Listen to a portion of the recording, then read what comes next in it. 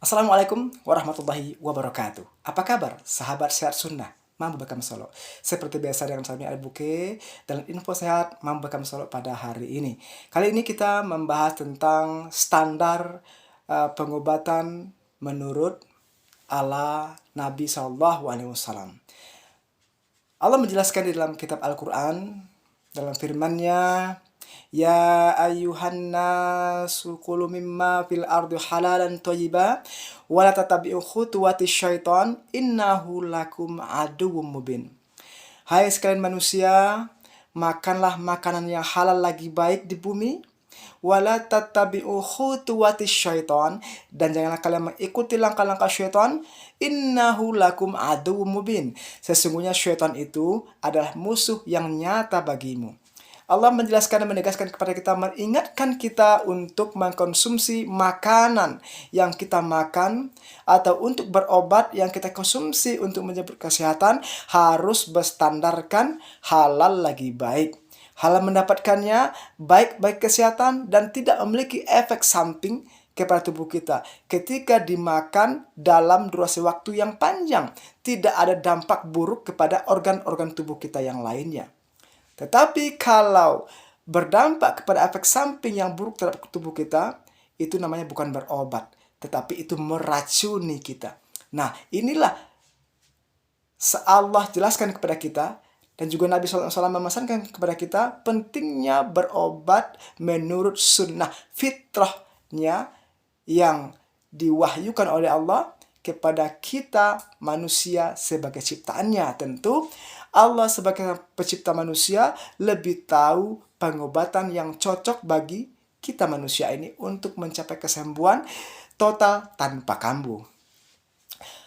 Sahabat sunnah, di mana saja Anda berada, Rasulullah SAW menegaskan tentang pengobatan dilarangnya berobat dengan yang haram. Berdasarkan sebuah hadis ini dari Abu Darda radhiyallahu an, diriwayatkan oleh Abu Daud dan disahihkan oleh Nazaruddin Al-Albani rahimahullah.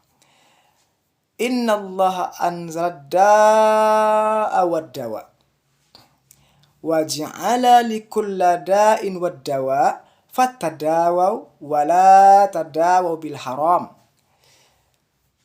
Sesungguhnya Allah menurunkan penyakit dan obatnya. Wa ja'ala likulla da'in wad dawa, dan Allah menciptakan obat untuk semua penyakit. Fatadawaw, maka berobatlah kalian. Wala tadawaw biharam, dan jangan berobat dengan yang haram. Jelas dengan tegas Rasulullah memerintahkan kita untuk berobat sebagai syarat syar'i untuk menjemput kesehatan. Syaratnya jangan mengkonsumsi yang haram. Ketika kita mengkonsumsi yang haram, maka kita telah menyelisihi, telah mengingkari terhadap peringatan Allah kepada kita, yaitu janganlah mengkonsumsi yang haram, kata Nabi, dan Allah peringatkan mengkonsumsi yang halal lagi baik. Ketika kita mengkonsumsi tidak memperhatikan hal haramnya, maka kita mengikuti langkah-langkah syaitan. Nah, di mana sifat syaitan ini selalu memalingkan kita orang-orang beriman terutama dari jalannya Allah Subhanahu wa taala, dari ketaatan kita, ketundukan kita kepada Allah Azza wa Jalla. Mengikuti langkah-langkah syaitan, di mana syaitan ini berujung langkahnya itu di neraka. Nah, jadi menghindarkan yang haram dan berobatlah dengan pengobatan fitrah, yaitu pengobatan wahyu. Nah, jadi dengan mengkonsumsi yang halal lagi baik. Asyafa'u fis salasa, kesembuhan ada pada 3 hal. Asorbati asal, meminum madu, wasartati mihjam, sayatan pisau bekam, wakayyati nar, dan terapi besi panas. Nah, inilah 3 kesembuhan cara Rasulullah. Mengkonsumsi kurma juga, mengkonsumsi habat sauda, obat dari semua penyakit kecuali kematian, mengkonsumsi zaitun, dan pengobatan dan obat-obat yang diresepkan herbal yang disebutkan Allah Subhanahu wa taala untuk kita. Nah, jadi pengobatan sintetis, pengobatan manusia yang bukan bersumber dari Allah dan Rasulnya, itu adalah pengobatan yang berdasarkan eksperimen dan praduga saja. Kesembuhannya tidak dijamin. Tetapi kesembuhan yang dijamin oleh Allah adalah kesembuhan berobat melalui jalan sunnah, berobatan fitrah, yaitu berbekam dan mengonsumsi madu, habatus sauda, agar terjaga dari halalnya yang masuk ke tubuh kita. Berobat dengan yang haram. Ketika kita memohon doa kepada Allah, bagaimana Allah mengijabah doa kita sementara kita berobat dengan yang haram, memasukkan ke tubuh kita kayak haram. Bagaimana Allah meridhoi kita? Sembuh pun itu semua tidak dalam keridhaan Allah Subhanahu wa taala. Jadi sakitnya itu bukan menjadi penggugur dosa, tapi azab yang ditimpakan kepada kita.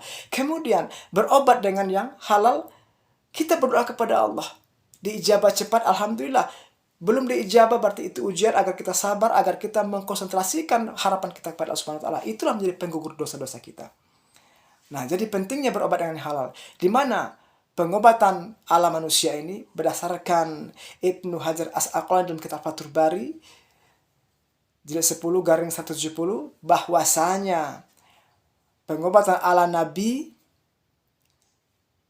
diyakini dapat mendatangkan kesembuhan karena berdasarkan kepada wahyu. Sedangkan pengobatan selain daripadanya adalah berdasarkan praduga dan eksperimen. Nah, jadi kesembuhan itu hanya ada pada jalan sunnah.